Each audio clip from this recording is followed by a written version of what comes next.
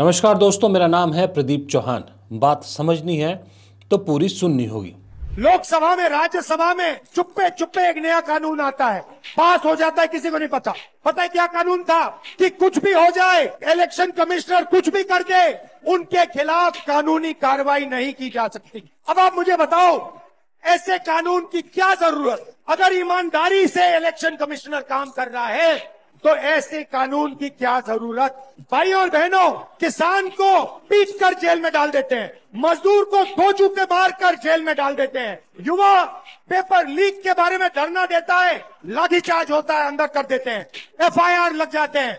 मगर हिंदुस्तान के election commissioner के खिलाफ कोई एफआईआर नहीं कर सकता है, कोई कानून नहीं एक्शन ले सकता है। क्यों?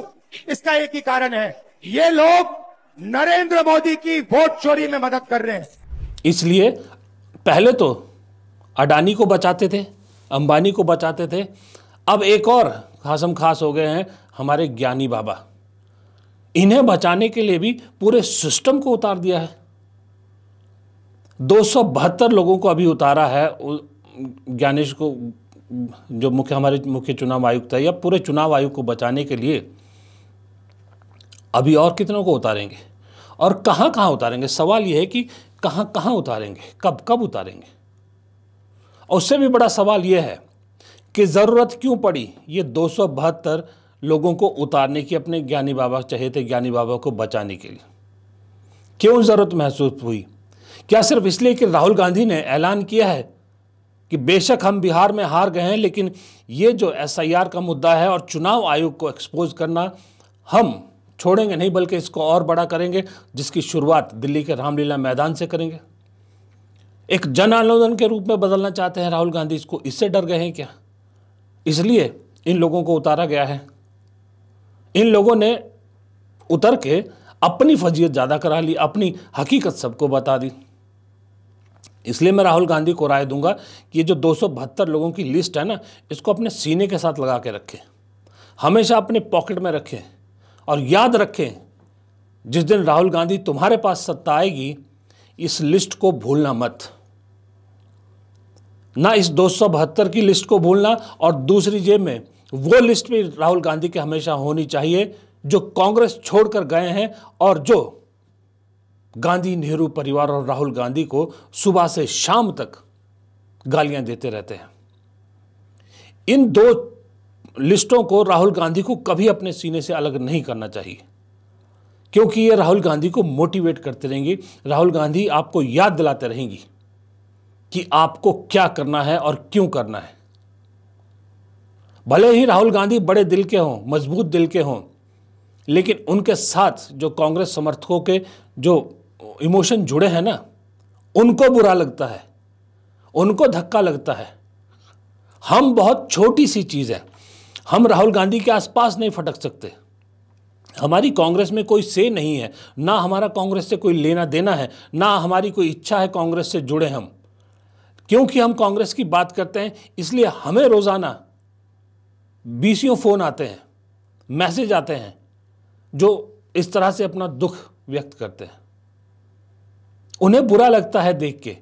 ये नहीं कि सिर्फ सरकार है, मीडिया कैसे उनके पीछे पड़ी है और कैसे उन्हें गिराने की रोज बरोज कोशिश की जा रही। आपके सामने देखिए, demolition man after Bihar blood, knifes out for Rahul Gandhi, क्या क्या चीजें कही जा रही है। आज तो मैं देख रहा था, खबरें ये भी चल रही थी कि माफ कीजिएगा, मेरा गला थोड़ा सा नासाज है, थोड़ा सा वो माफ कीजिएगा मुझे। ये भी खबरें चल रही थी कि इंडिया गठबंधन तोड़ना चाहता है गांधी परिवार, अलायंस से अलग होना चाहता है गांधी परिवार। और ये वही गांधी परिवार है जो हर वक्त, राहुल गांधी के भाषण सुन लीजिए आप, हर वक्त इंडिया गठबंधन की बात करते हैं और इनको कह रहे हैं कि ये तोड़ना चाहते हैं, इंडिया गठबंधन को तोड़ना चाहते हैं। और ऐसे लोगों को जब कुछ ना बना तो सो कॉल्ड वाइट कॉलर्ड ये अपने भक्त उतार दिए। ये लोग राहुल गांधी से सवाल पूछना चाहते हैं। राहुल गांधी जो लोकतंत्र को बचाने के लिए मजबूती से लड़ रहे हैं। मेरा अपना मानना है कि राहुल गांधी ने चुनाव आयोग का पर्दाफाश एलिगेशंस के साथ नहीं, सबूतों के साथ किया है। इन सबूतों को देखकर क्या इन 272 लोगों ने अपनी आंखों पर पट्टी बांध ली है? और इनमें से कोई भी एक चुनाव आयोग का व्यक्ति क्यों नहीं है? दोस्तों, अक्सर इस देश के मुसलमानों को आजकल पिछले कई सालों से, मतलब पिछले एक दशक से, क्या कहकर चिढ़ाया जाता है। बहुत सी बातें कह के उन्हें चिढ़ाया जाता है, और एक उसमें से बात है कि जो कुरान में 72 हुरों का जिक्र है वो कहकर चिढ़ाया जाता, आपको याद होगा। तो उन्हें तो पता नहीं इस देश के मुस्लिम युवकों को या मुसलमानों को 72 हुरें या मिली या नहीं मिली, लेकिन हमारे ज्ञानी बाबा को मोदी जी ने 272 हुरें तो नहीं दी, लेकिन 272 व्हाइट कॉलर्ड अंधभक्तों का तोहफा दे दिया। 272 अंधभक्त, व्हाइट कॉलर्ड अंधभक्त, एमिनेंट पर्सनैलिटीज अंधभक्त ज्ञानी बाबा को बचाने के लिए मोदी जी ने मैदान में उतार दिए। लेकिन मुझे ऐसा लगता है कि ये जो 272 लोग हैं ना, हमारे जो ज्ञानी बाबा हैं ज्ञानेश गुप्ता जी, उनसे या मोदी जी को एक्सपोज करने की बजाय सबसे पहले इन 272 लोगों को इस देश की जनता के सामने एक्सपोज करना बहुत ज़रूरी है।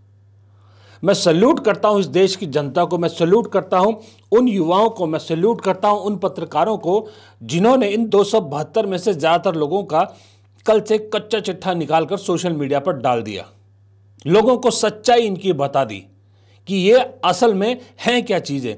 जो अपने आप को सो कॉल्ड एमिनेंट पर्सनैलिटीज़ बता रहे हैं, दरअसल ये एमिनेंट पर्सनैलिटीज़ नहीं है, ये सूट टाई पहनने वाले अंधभक्त हैं। कुछ अंधभक्त हैं जो सड़कों में मिलते हैं आपको, जो गोबर खाने की, गौमूत्र पीने की बात करते हैं। ये व्हाइट कॉलर्ड, वो जो आलीशान बंगलों में एसी रूम में बैठकर कोट टाई पहनकर मोदी भक्ति करते हैं, इनका एक्सपोज होना बहुत ज़रूरी है। कुछ एक मैं बात बताता हूं आपको, देखिए ये सोशल मीडिया पर है, जो 272 लिस्टों की नाम आई है, इनमें एक भाई साहब का नाम भी है, Sanjeev Tripathi, farmer raw chief. देखिए फोटो, भाई साहब ऑलरेडी बीजेपी ज्वाइन कर चुके हैं, बीजेपी के सदस्य हैं। फिर एक और नाम देखिए, एक नाम है ये भाई साहब AK गोयल, सुप्रीम कोर्ट के रिटायर्ड जज, अभी रिटायर भी नहीं हुए थे कि NGT के चीफ की इनके पास चिट्ठी ऑलरेडी पहुंच चुकी थी। ये भी मोदी जी के जो है वो रोजगार योजना का हिस्सा है। फिर अगले देखिए, ये एक और जस्टिस है जो वन नेशन वन थ्योरी जो मोदी जी की है उसके कट्टर सपोर्टर हैं। फिर एक है भाई साहब फॉर्मर IPS राम नारायण सिंह, इनकी कारगुजारी देखिए। कैश प्राइस में इनका एक कैश सीज हुआ था नोएडा में, वहाँ पर इनका लिंक पाया गया था, यानी कि ये भी कानूनी दायरे में फंसे हुए हैं। फिर एक है बसवती मुखर्जी, फॉर्मर एम्बेसडर। देखिए हरदीप पुरी जी के साथ प्रोपेगेंडा फिल्म साबरमती रिपोर्ट देखती पाई गई थी और तारीफ करती पाई गई थी, उससे आप समझ गए होंगे। फिर एक पंजाब के पूर्व DGP PC डोगरा, ये तो 2012-13 से ही मोदी जी के भक्त थे, तब से लेके इन्होंने अपनी भक्ति दिखा दी थी। और ऐसे करते करते कई नाम है। एक तो नाम देखिए लिस्ट में 27 नंबर पर, लक्ष्मीपुरी IFS, फॉर्मर एम्बेसडर। कौन है ये? केंद्रीय मंत्री हरदीप पुरी की पत्नी। इस तरह के एमिनेंट पर्सनैलिटीज़ हैं जो राहुल गांधी से सवाल पूछ रही हैं, और हकीकत इनकी ये है कि सब के सब या तो खाकी निक्करधारी हैं, या मोदी जी की रोज़गार योजना के लिए लाइन में खड़े हैं, या मोदी जी से रोज़गार पा चुके हैं, या फिर मोदी जी से किसी इनाम की उम्मीद लगाए बैठे हैं। बहुत से लोगों ने बहुत से सवाल पूछे कि इन सब में एक भी मुस्लिम ऑफिसर नहीं, इस लिस्ट में एक भी पूर्व चुनाव आयुक्त नहीं, इस लिस्ट में कोई भी दलित नहीं। क्यों? ये सवाल का जवाब कौन देगा? और सबसे बड़ी बात, इस लिस्ट के जरिए मोदी जी का घमंड भी दिखता है कि मोदी जी को कितना घमंड है। ये लिस्ट सोचा आपने 270 की, 280 की, 210 की, 320 की क्यों नहीं, 272 की ही क्यों है? क्योंकि लोकसभा में बहुमत कितना होता है? 272। मोदी जी चिढ़ाना चाह रहे हैं इस देश की जनता को चिढ़ाना चाह रहे, इस देश के विपक्ष को, कि देखो मेरे पास 272 है, चाहे संसद के अंदर चाहे संसद के बाहर, मेरे लिए 272 जुटाना मुश्किल नहीं है, तुमको जो कर बन पड़ता करके देख लो। ये मोदी जी का घमंड है, मोदी जी इसलिए चिढ़ा रहे हैं सबको। बहाना राहुल गांधी का है, लेकिन धत्ता पूरे सिस्टम को बता रहे हैं मोदी जी। और कल कोई कह रहा था कि हो सकता है ये लिस्ट बढ़ के 500 भी हो जाए, मैं कह रहा हूं 500 के 543 हो सकती है, पूरे सांसद जितने, और मजाक उड़ाएंगे मोदी जी। लेकिन मोदी जी को ये समझ में आना चाहिए कि घमंड कभी नहीं रहा, किसी का नहीं रहा। घमंड तो बड़े बड़ों का चूर हो गया, तो आपका भी एक न एक दिन चूर हो सकता है, इस चीज़ का ध्यान रखिएगा। इसलिए ऐसे जो मैनेज्ड चिट्ठियां हैं, मैनेज्ड वो हैं, इनका इस तरह से सामने लाना, इस तरह से लोगों को राहुल गांधी के खिलाफ करने से कोई फ़ायदा नहीं है। और एक चीज़ और देखिए आपने, मोदी जी के घमंड की पराकाष्ठा देखी है आपने। मोदी जी अपने आप को इस देश का प्रधान सेवक कहते हैं ना। सेवक कौन होता है? सेवक वो होता है जो आपके चरणों में बैठता है। लेकिन मोदी जी का एटीट्यूड देखिए। मैं आपको उदाहरण दिखाता हूं। आज पटना में एनडीए सरकार का शपथ ग्रहण था, और ये इस तरह की तस्वीर आपने बहुत जगह देखी होगी। कभी भी मंच पे देखिएगा, मोदी जी के आसपास कोई नहीं बैठ सकता। मोदी जी से डिस्टेंस करके बैठना पड़ता है, चाहे कोई जितना ही मर्जी बड़ा आदमी हो, चाहे राज्यपाल हो, चाहे कोई हो। मोदी जी क्यों किसी को अपने आसपास नहीं बैठने देते? क्या मोदी जी सबको अपने से नीचा समझते हैं? मोदी जी क्यों किसी को कैमरे में नहीं आने देना चाहते? क्योंकि मोदी जी किसी को अपने बराबर का नहीं समझते। लेकिन यही मोदी जी जैसे ही देश से बाहर जाते हैं, भले ही किसी ऐसे देश में चले जाएं जिसका मैंने और आपने कभी नाम भी ना सुना हो, वहां के राष्ट्राध्यक्षों को जबरदस्ती गले मिलते हैं। पंजाबी में जिसको कहते हैं जफ्फी डालते हैं, झप्पी डालते हैं, जबरदस्ती। चाहे हमारे देश का राष्ट्रपति या राज्यपाल या कोई नेता उससे कितना ही बड़ा क्यों ना हो, डिस्टेंस रखते हैं, नजदीक नहीं आ सकते मोदी जी के। ये मोदी जी के घमंड का पराकाष्ठा है। इसके धत्ता बता रहे हैं इस सिस्टम को।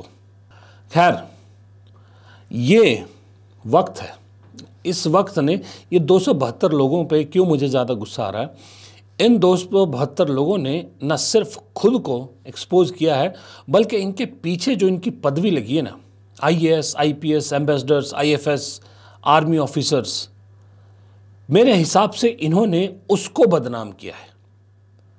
अपने नाम से जो मर्जी करें, लेकिन वो जो पीछे अपने लगा रखा ना अपनी ऑर्गेनाइजेशन का नाम, एक्स सुप्रीम कोर्ट जज, एक्स ये वह मुझे ज़्यादा चुभा कि आप उसका सहारा लेकर अपने आप को एमिनेंट पर्सनैलिटीज़ बोलते हैं और साथ ही सत्ता की मलाई भी खा रहे हैं। लेकिन इसने एक और चीज़ जो है वो एक्सपोज कर दी है, जो ज़्यादा परेशान करने वाली है। वो ये है कि इन 272 लोगों ने इस देश को बता दिया कि सच में कैसे इस देश के हर सिस्टम में संघ की सोच वाले लोग घुस गए हैं। किस तरह से इस देश के हर संस्था में भारतीयता की जो सोच थी उसको मारकर संघ की सोच को डाल दिया गया है। कैसे हर संस्था के जो डिसीजन मेकर्स हैं वो उस खाकी निक्करधारी सोच के लोग हैं। ये ज़्यादा खतरनाक है इस देश के लिए, ये ज़्यादा अलार्मिंग है इस देश के लिए। सत्ता अगर कल को बदल भी जाए, हालत यह है कि इस सिस्टम को क्लीन करने में दूसरी सत्ता को कम से कम 2 दशक लग जाएंगे। तब तक इस देश की जनता हो सकता है फिर से इसी सिस्टम को सत्ता में ले आए।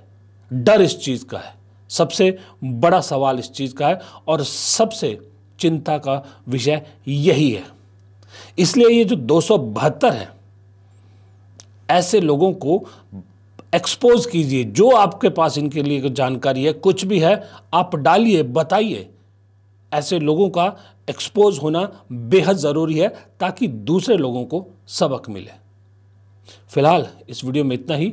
अगर वीडियो पसंद आया तो लाइक कीजिएगा, दोस्तों के साथ शेयर कीजिएगा।